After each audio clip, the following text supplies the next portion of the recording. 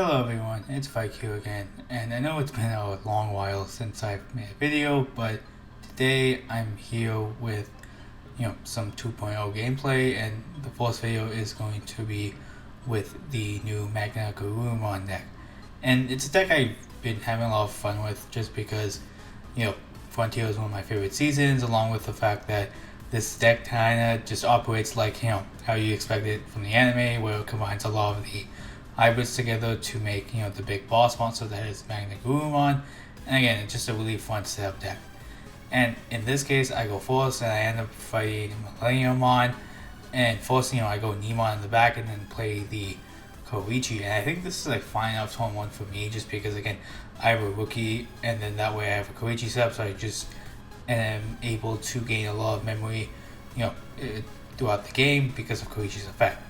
And sure, I could have probably, say hard slammed the Nemon and then played the Koichi next turn to get Surge and stuff, and that way I can pass turn and hopefully like give them a little memory, but again, I pretty much just wanted to do that play first.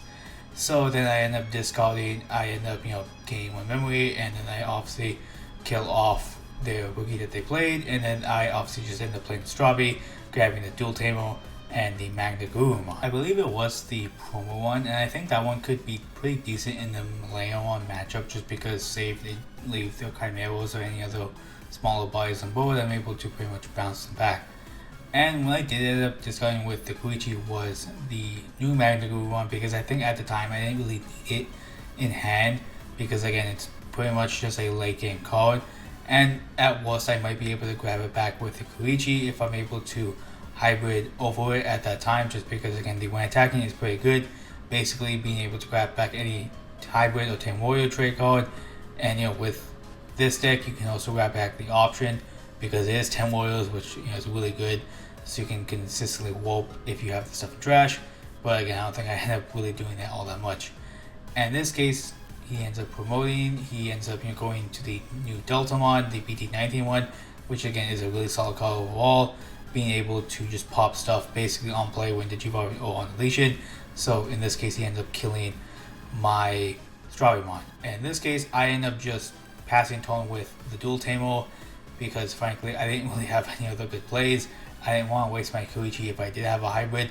At least in this case, I can at least gain back one memory, so I put him to 2 basically, which is really good, because a lot of his evolutions cost like 3 or higher at this point. Again, if he wants to like say hard slam a rookie, he can, or just trying to limit his memory plays is just really good for me. And I'm kind of glad he didn't kill the Nemon, because I was thinking he might have, but again, good for me. I'm able to restrict him while being able to get my memory tamer out. And this one basically also still really helps the deck overall, just because you're able to kind of tuck hybrids underneath, so that way you can kind of just get a variety of effects. And say if you do say either over the Dual Tamer with a different hybrid that doesn't have, say, the inherent, oh yeah, you get to save the hybrid, it's still really good, because that way no matter what, the Tamer can still pretty much be safe overall. And again, in a Tamer focused deck like this, your Tamers are your biggest part, so you always want to keep them safe. And in this case, he ends up playing back for Revenge, just because he ends up popping it with the option Wicked God Descent to play out the MagnaGarurumon, which again, he ends up passing me quite a bit of memory, but in this case at least he's able to kind of play out his Deltamon again, and also be able to kind of delete the Nemon as well, and also just have the MagnaGarurumon set up for later, because I'm pretty sure the deck kind of needs MagnaGarurumon on board to pretty much DNA. So again, you kind of want that. And while again he did give me quite a bit of memory, it's not the biggest deal for him, just because again he gets a decent board set. And in this case, I kind of use the Koichi effect, and I use the Dual Tamer to put all the 3 stuff under, just because at the moment I only have 2 Tamers out. And in this case, I end up just evoing the low A over the Dual Tamer, because at the moment I kind of thought that it was a little bit better to use all the inherits I gather up just a little bit, and I did have the Beelmon under it, so that way I could have been able to at least kind of protect it if it did end up dying. And in this case it ends up living the check, and I'm kind of thinking exactly what to do now. So I pretty much end up deciding to evo the Dual Tamer into a Beelmon for 3, putting him to 1, and that way you can't delete the Beelmon at all, just because the Windage Evolving is just fantastic for level 4. And while I wasn't able to get the end of turn to swing, it didn't really matter all that much in my mind, just because again, it's unsuspended, he can't really touch it at the moment, which is really good. And while I don't want any aces in the deck, because it's kind of tight in space, it would be kind of funny to say run a MagnaGarurumon ace just for a random recover, but again, it's what it is. And that way, if he does end up deleting the Lowermon, I still get the Tamer, so no matter what, I am pretty much able to get memory settled no matter what. And say if he doesn't delete it, I'm able to at least possibly gain extra memory of Koichi. So overall, I thought I was in a pretty decent situation overall. And his main focus, I guess, is pretty much just to remove the Lowermon stack, just because it's pretty much the only thing he can delete. And I think it's, again, being able to remove all those inherits is still pretty good. And while I'm able to pretty much keep the Tamer, again, it is just what it is, and he can't really keep on to kind of remove any of my Tamers at the current moment. So at least for me, I think that's pretty good. And in this case, he ends up, deleting the MagnaGarurumon to basically delete the Lowermon to, trigger my effect to bring me back my Tamer, which I still enjoy, just because now at least I get that guy back, and I'm able to at least, get set to 3 whenever his combos eventually resolve. And in this case, he's able to kind of bring some stuff back to the top of my deck. And this kind of sucks for me because I also don't have a JP on board at the moment, so that way I can't really draw effectively. So I kind of just, whatever he wants me to draw is kind of what I have to deal with, which again can kind of suck because he basically controls some of my draws. And again, I don't really have a whole lot of effective ways at the moment to kind of deal with that, because again, it also does kind of depend on my hand as well. Say if I have enough rookies to kind of alleviate the potential break he might have put me into, it wouldn't be that bad for me. But again, it all depends on the context, and I think the DNA effect of Leomon is still pretty solid to be able to control the next draws of your opponent while also potentially keeping torn, because you do gain memory back with it, and I think that's just a really solid effect overall. And then he ends up playing the Lowermon on the top force, followed by one of the Garurumon. I think he's kind of deciding because he also wants to just double check which MagnaGarurumon might be a little bit better to put on top, which one might not be at the current moment. So I think he ends up putting the promo on top, just because right now it's probably like the least effective, because while it is able to bounce 3 4s and 5s, it can't really deal with a lot of bigger threats. And in this case, he ended up checking for 2, and unfortunately he hits a Sasalamon ace, so it ends up immediately dying, which I guess kind of sucks for him. But he does get the on deletion, and he's able to trigger Analog Youth, which I don't remember if he does or not, but again, that's something that he could have done. But thanks to the on deletion, he pretty much is able to bring back the MagnaGarurumon by bomb decking the Chimera and the MagnaGarurumon. And since he did end up playing it, of course he gets the Digicross. I'm pretty sure he just put the machine draw that lets you redirect, which now if I swing, I pretty much just have to deal with the fact that my guy might potentially die because it just gets redirected into the bigger body. And in this case, he ends up just playing another Wicked God Descent to play out the Deltamon, but it can't really delete anything. I'm pretty sure he just wanted the extra body out, and the fact that it has a pretty decent delay, that's also another reason.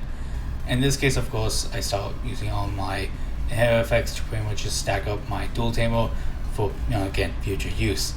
And my board, I think, is kind of decent. The only thing that kind of does suck is that I don't have a rookie in the back at the moment, so again, it is what it is. But I'm also trying to think about how I kind of want to deal with the board and what options I have.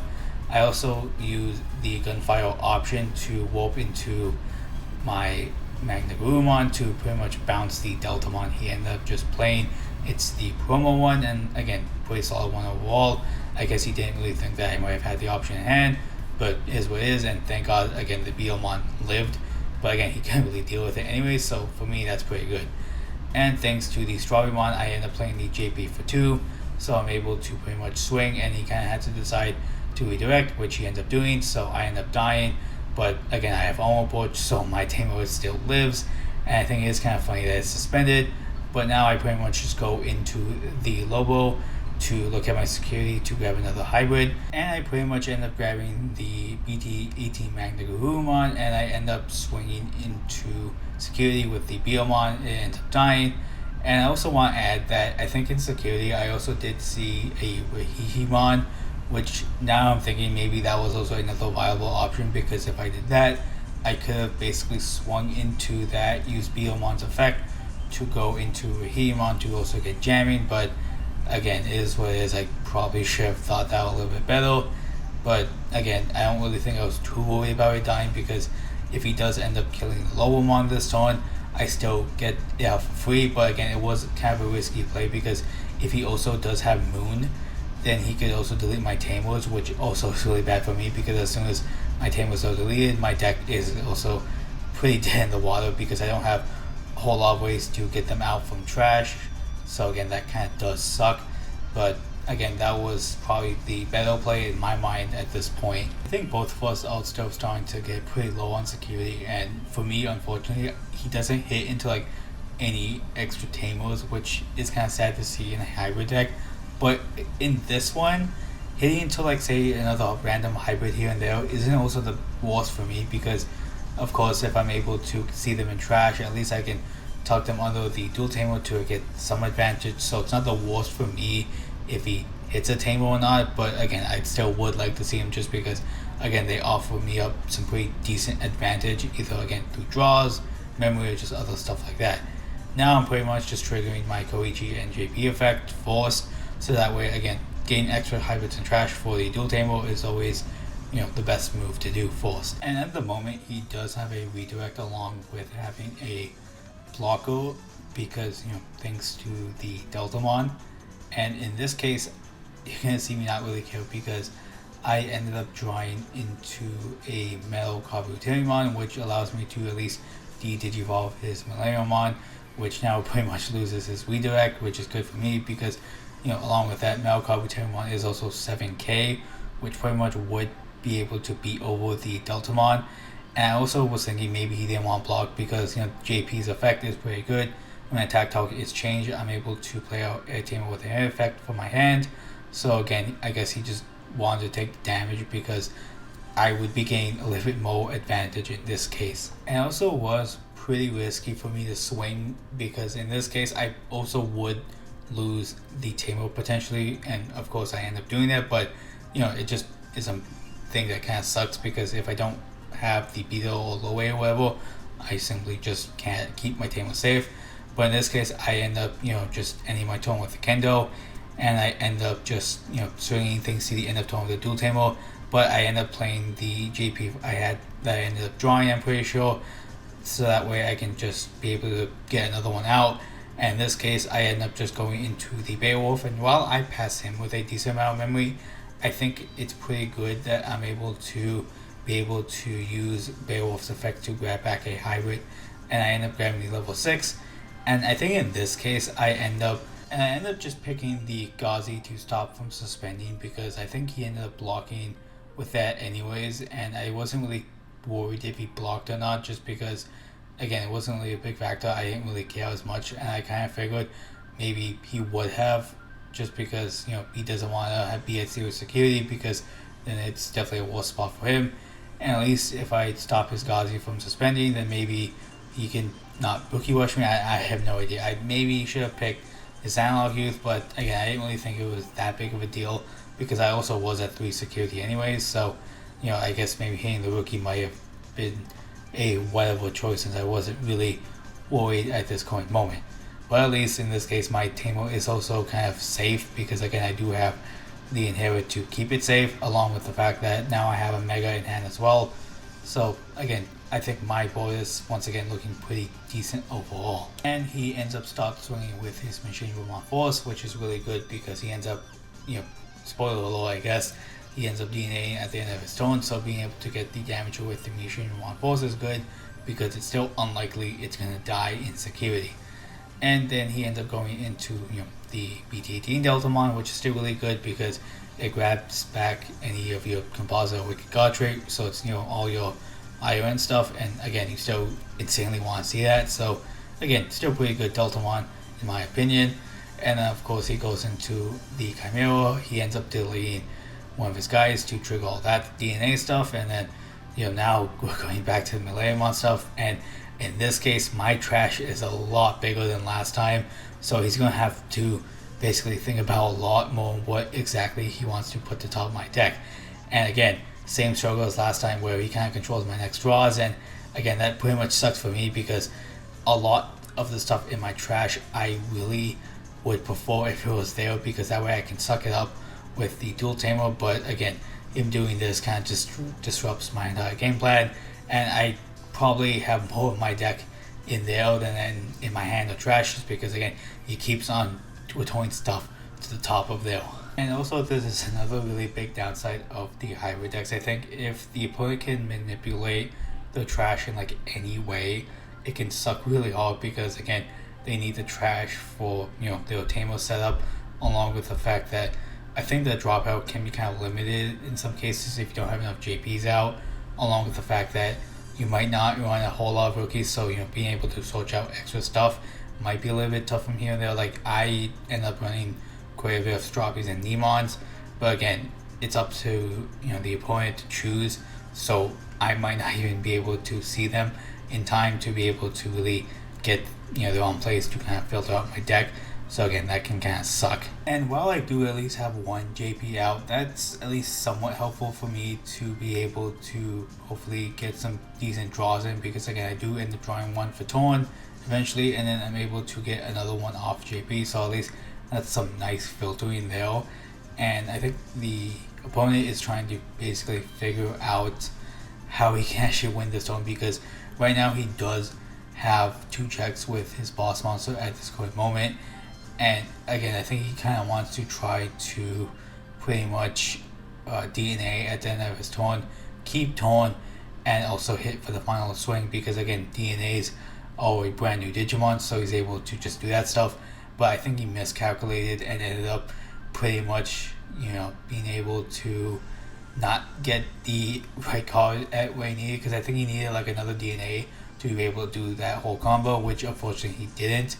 So again, it is what it is. But again, I also was considering like maybe if he did that whole combo, he was thinking, oh, if I don't have a hybrid to go into, it might be able to be fine with him, because again a lot of my hybrids are pretty costly. So again, if I just didn't have the right one in my hand, it kind of might have been over.